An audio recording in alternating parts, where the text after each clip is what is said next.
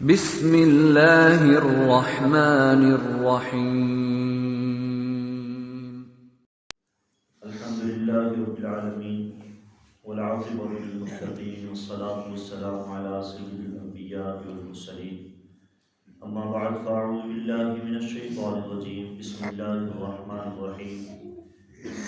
مثلهم كمثل الذي استوقد نارا فلما أضاءت ما حوله ذهب الله بنورهم وتركهم في ظلمات لا يبصرون۔ آمنت بالله صدق الله مولانا العظيم وبلغنا رسوله النبي الكريم الأمين۔ ان کی مثال اس جیسی ہے کہ کسی نے آگ کو بھڑکایا، بس جب اس کا ارد گرد خوب روشن ہو گیا تو اللہ تعالیٰ ان کے نور کو لے گیا اور ان کو چھوڑ دیا اندھیروں میں کہ ان کو کچھ بھی سوجتا نہیں۔ الصلاۃ والسلام علیک یا سیدی یا رسول اللہ، الصلاۃ والسلام علیک یا حبیبی یا محبوب اللہ، الصلاۃ والسلام علیک یا سیدی یا رحمۃ للعالمین وعلی آلک و اصحابک یا حبیبی یا سیدی یا محمد رسول اللہ صلی اللہ علیہ وسلم۔ اللہ تبارک و تعالیٰ کی تعداد بے شمار حمد و ثنا کے بعد درود و سلام کا نذرانہ حضور تاجدار مدینہ سرور قلب و سینہ فیض گنجینہ صلی اللہ تعالیٰ علیہ وآلہ وسلم کی بارگاہ میں میرے واجب القدر بزرگوں اور دوستوں نوجوان ساتھیوں، سورۃ البقرہ کی آیت نمبر 17 آپ کے سامنے تلاوت کرنے کا شرف حاصل کیا ہے۔ اپنی سکت کے مطابق، اپنی علم و عقل کے مطابق اس آیہ مقدسہ کے ذکر میں چند ایک باتیں آپ کی گوش گزار کرنی ہے۔ دعا ہے خالق کائنات زبان پہ حق جاری فرمائے، ہم سب کو سن کر عمل کی توفیق عطا فرمائے۔ سب سے پہلے اس آیہ مقدسہ کا پچھلی آیتوں کے ساتھ تعلق، اس آیہ مقدسہ کا پچھلی آیتوں کے ساتھ بڑا گہرا تعلق ہے۔ وہ ایسے کہ پچھلی آیات مقدسہ میں اللہ تبارک و تعالیٰ نے منافقین کے چند عیوب بیان فرمائے، اور اس آیہ مقدسہ میں خالق کائنات نے بڑی ہی نفیس مثال کے ساتھ، بڑی ہی آسان مثال کے ساتھ اپنے محبوب کے غلاموں کو سمجھایا، کیونکہ بسا اوقات کوئی بات سمجھ میں نہ آئے تو مثال دے کر جب سمجھائی جائے تو بات مشکل سے مشکل بات بھی مثال سے سمجھی جا سکتی ہے۔ تو خالق کائنات نے اس آیہ مقدسہ میں مثال دے کر سمجھایا۔ رب ذوالجلال نے فرمایا مثلهم، مثل بمعنی مانند یا کی طرح، جسے ہم کسی چیز کے متشابہ چیز یعنی اس جیسا، مثلهم خالق کائنات نے فرمایا ان کی مثال، ہم زمین جو ہے یہ منافقین کی طرف اشارہ کر رہی ہے۔ مرکب اضافی خالق کائنات نے فرمایا مثلهم ان کی مثال، کمثل الذی، کاف جو ہے یہ بھی عربی زبان میں مثال دینے کے لیے بولا جاتا ہے۔ حرف کاف مثال دینے کے لیے، کسی کو مثال سمجھانی ہو تو عربی زبان میں لفظ حرف کاف جو ہے یہ استعمال کیا جاتا ہے، یہ عموماً اسم پر آتا ہے۔ خالق کائنات نے فرمایا مثلهم کمثل الذی، الذی لفظ واحد، معنی جو ہے یہ جمع ہے، کیونکہ مثلهم جمع اور آگے حولہ بنورہم، بنورہم بھی جمع ہے، تو لہٰذا الذی سے لفظ دیکھنے میں یہ واحد ہے، ایک کے لیے استعمال ہوتا ہے، لیکن معنی یہ جمع ہے، یعنی اس سے مراد تمام ہی منافقین ہیں۔ خالق کائنات نے فرمایا مثلهم کمثل الذی، ان کی مثال اس مثال جیسی ہے، استوقد، وقود بمعنی آگ کا بھڑکنا، استوقد وقود مصدر ہے، آگ کا بھڑکنا، کہ کسی نے آگ کو بھڑکایا، یہ واحد کا صیغہ ہے۔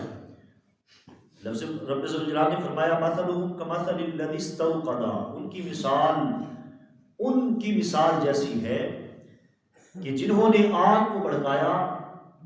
استوقد یعنی آگ کا بھڑکانا، کسی چیز کا آگ کی تپش محسوس ہونا. اور آگے خالق کائنات نے مزید اس میں ان لفظوں میں اضافہ فرمایا. استوقد اگر اکیلا ہی بولا جاتا تو یہ کافی تھا. استوقد وقود بمعنی آگ کا بھڑکانا، لیکن خالق کائنات نے لفظ نار جو ہے اس کو علیحدہ بھی ذکر فرمایا کہ استوقد نارا، انہوں نے آگ کو بھڑکایا.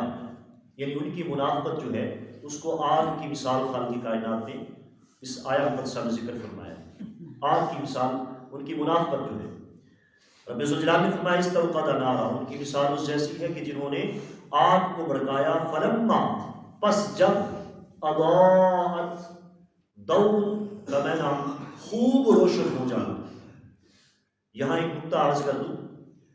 ضوء سورج کو قرآن پاک میں ضیاء فرمایا گیا اور چاند کو قرآن پاک میں نور فرمایا گیا. ضیاء اور نور میں فرق یہ ہے کہ ضوء یا ضیاء یہ لفظ جو ہے یہ خوب روشنی کے لیے اور ہلکی روشنی کے لیے بولا جاتا ہے. لفظ ضیاء جو ہے یا ضوء جو ہے، زیادہ روشنی کے لیے بولنا ہو تو عربی میں ضوء بولا جا سکتا ہے، ہلکی روشنی کے لیے بولنا ہو تب بھی ضوء بولا جا سکتا ہے. لیکن نور جو ہے یہ ایسی روشنی کہ جس کی تپش نہ ہو، جس سے انسان کو نفرت نہ ہو، جو میٹھی روشنی ہو. ایک روشنی ہوتی ہے کہ جیسے مثال کے طور پر سورج کی روشنی ہے، سورج کی طرف دیکھنا ناممکن ہے. انسان کی آنکھیں جو ہیں وہ دھندلا جاتی ہیں سورج کو دیکھتے ہوئے. لیکن یہاں ایک محبت والا جملہ بھی آپ کے گوش گزار کر دوں. خالق کائنات نے قرآن پاک میں جہاں کبھی بھی ذکر فرمایا، قرآن پاک کو بھی نور فرمایا اور تیرے اور میرے محبوب صلی اللہ علیہ وآلہ وسلم کو بھی نور فرمایا. اس وجہ سے کہ یہ ایسا نور ہے، میرے محبوب کا جہاں ذکر فرمایا قد جاءکم من اللہ نور وکتاب مبین. خالق کائنات نے میرے محبوب کو ضیاء نہیں فرمایا، نور فرمایا، کیونکہ ضیاء جو ہے وہ زیادہ روشنی والا، ایسی روشنی کہ جس کی طرف دیکھنا ناممکن ہو. لیکن میرے محبوب صلی اللہ علیہ وآلہ وسلم ایسے نور ہیں کہ جن سے سارا زمانہ جگمگ جگمگ کر رہا ہے، لیکن ان سے فیوز و برکات جو ہے سارا زمانہ حاصل کر رہا ہے. لیکن نفرت یہ ایسا نور ہے کہ میٹھا نور ہے، سونا نور ہے، اور ایسا نور ہے کہ جو اس نور کی طرف دیکھتا ہے بار بار دل کرتا ہے کہ بار بار اس نور کی زیارت کی جائے.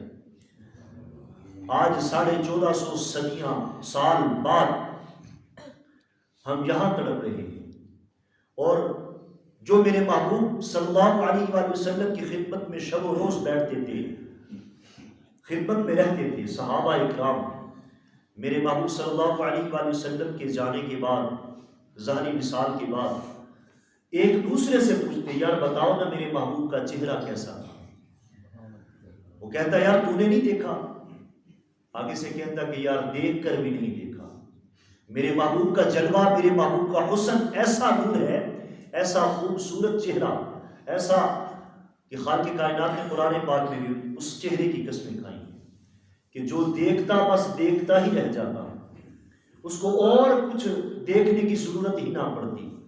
تو رب ذوالجلال نے فرمایا فلما اضاءت، جب روشن ہو جاتا، خوب روشن ہو جاتا، ما حولہ، حول کہتے ہیں ارد گرد کو، یعنی آس پاس، چاروں اطراف، یہ بھی کہہ سکتے ہیں. ما حولہ جب روشن ہو جاتا، ما حولہ اس کا ارد گرد، یعنی جو آگ انہوں نے بھڑکائی ہوتی اس کے ارد گرد کی تمام گرد و نواح جو ہے وہ بھی خوب روشن ہو جاتی. ذہب اللہ بنورہم، وہ اس نور پہ، اس آگ پہ خوش ہوتے کہ ہماری بھڑکائی آگ جو ہے چاروں اطراف اس کا اثر ہے. تو پھر اچانک کیا ہوتا؟ ذہب اللہ بنورہم، کہ اللہ تعالیٰ ان کے نور کو لے جاتا۔ نور سے مراد دونوں ہی نور، جس کا میں نے کل لفظ عقل سے میں نے ذکر کیا، ایک تو آنکھوں کا نور، ایک جو سورج کے سبب سے ہمیں نور حاصل ہوتا ہے۔ خالق کائنات نے فرمایا جو انہوں نے آگ بھڑکائی، رب ذوالجلال اچانک ہی ان کا نور اچک لیتا، ذہب اللہ بنورہم، اللہ ان کا نور لے جاتا، وترکہم، اور ان کو چھوڑ دیتا، چھوڑتا بھی ایسا کہ دوبارہ نہ وہ آگ بھڑکانے کے قابل رہتے اور نہ ہی ان سے آگ بھڑکائی جاتی۔